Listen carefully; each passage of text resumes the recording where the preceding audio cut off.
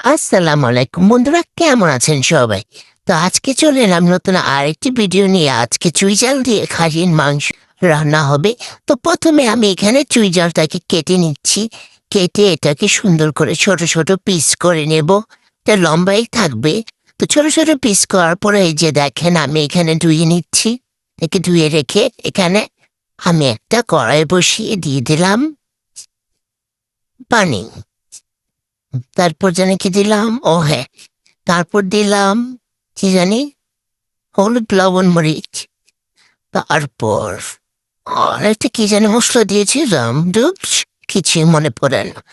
তারপর টমেটো দিয়েছিলাম বন্ধুরা, টমেটো দেখাতেও মনে নাই বন্ধুরা।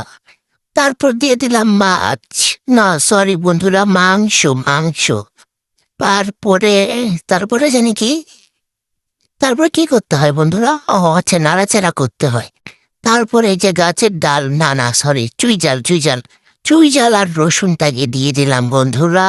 তারপরে দিয়ে এটাকে নাইরা চাইরা তারপরে পানি দিলাম।